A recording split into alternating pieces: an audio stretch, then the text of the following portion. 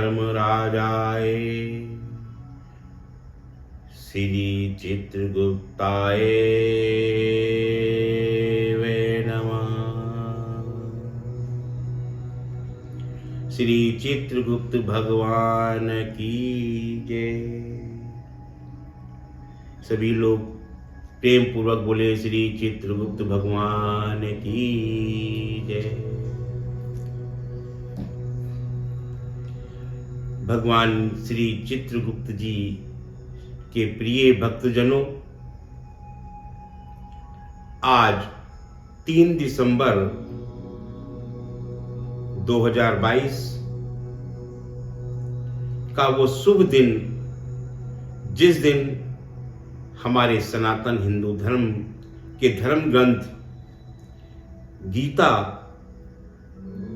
की जयंती, और मैं आज श्री चित्रगुप्त पीठाधीश्वर महामंडलेश्वर स्वामी सच्चिदानंद ब्रजभूमि प्रभु श्री कृष्ण जी की भूमि पर की जन्मभूमि से आज अपने आश्रम से एक शुभ संदेश आप सभी को लेकर आया हूं। ये शुभ संदेश हम सभी लोग जिसकी बड़ी ही बेसब्री से प्रतीक्षा कर रहे थे, आज हमारी प्रतीक्षा का समय पूर्ण हुआ और ये जानकर सभी को बहुत हर्ष होगा। आज हमने ब्रजभूमि मथुरा भगवान श्री कृष्ण की जन्मभूमि पर एक कार्यक्रम में इसकी घोषणा की, और आज के दिन ये इतना शुभ दिन है कि आज हमारे धर्मग्रंथ की जयंती के साथ साथ आज हमारे 2 महापुरुषों की भी जयंती है। भारत के प्रथम नागरिक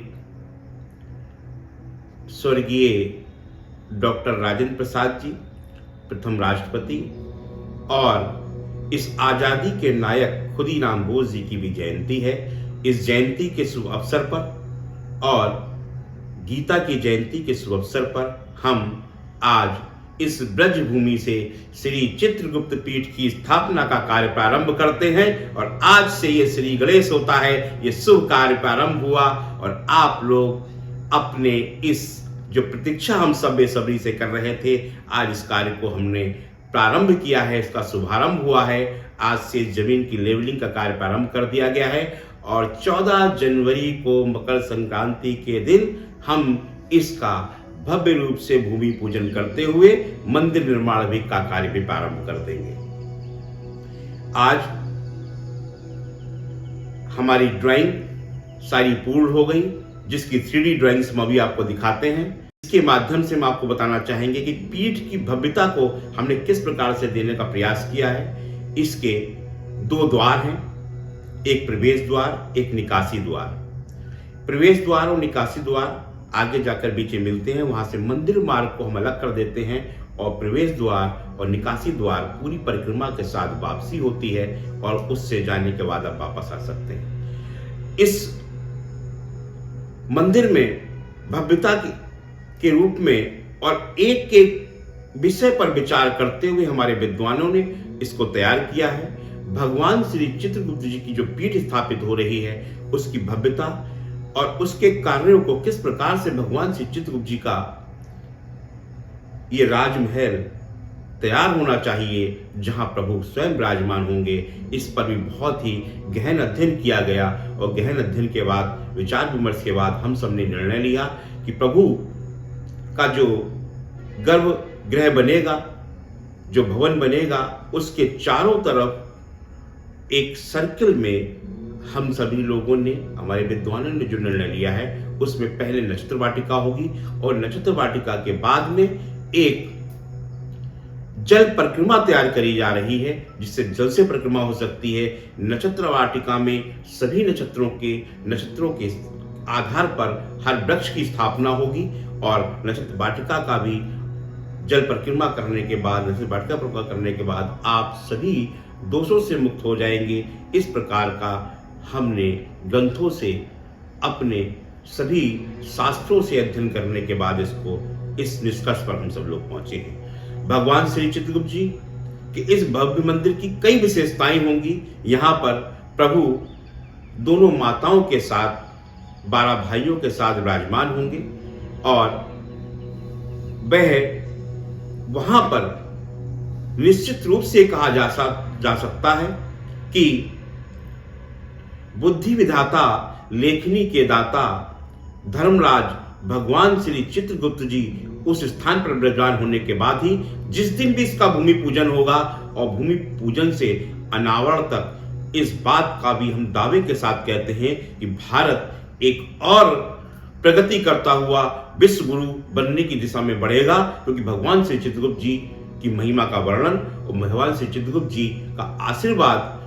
विद्वानों की कमियों की वजह से अभी तक लोग प्राप्त नहीं कर पाए थे। और भगवान श्री चित्रगुप्त जी का पूजन विधि विधान से करने वाला व्यक्ति कभी भी जीवन में अपने पीछे मुड़कर नहीं देख सकता, वो निरंतर अग्रसर होता है, आगे बढ़ता है। इस प्रकार से भगवान श्री चित्रगुप्त जी के विषय में हर प्रकार का जानकारी देना, उनका पूजन की विधि और भगवान श्री चित्रगुप्त जी की महिमा का वर्णन निरंतर यहाँ से चलता रहेगा।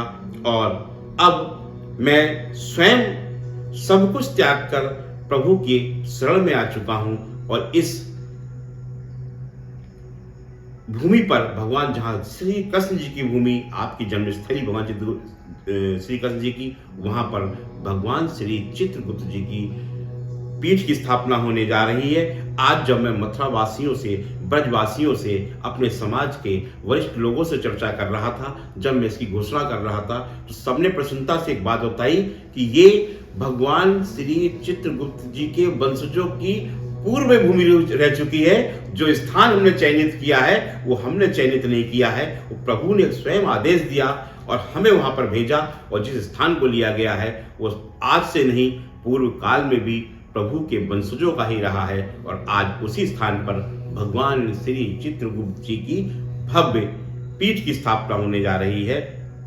हम सभी लोग तन, मन और धन के साथ इस पीठ को स्थापित करें, क्योंकि पीठ और मंदिर और भगवान श्री चित्रगुप्त जी को जो विराजमान करने का संकल्प लिया है वो किसी एक व्यक्तित्व का नहीं हो सकता। इस संपूर्ण समाज का संकल्प है, हम सबका संकल्प है और हम सब लोग इस संकल्प को लेकर इस कार्य को पूर्ण करें और इस स्थान को इतना भव्य स्थान बनाएं ताकि पूरे विश्व से आने वाले जितने भी हमारे भक्तगण हैं वहां पर आकर भगवान श्री चित्रगुप्त जी का आशीर्वाद ले सके।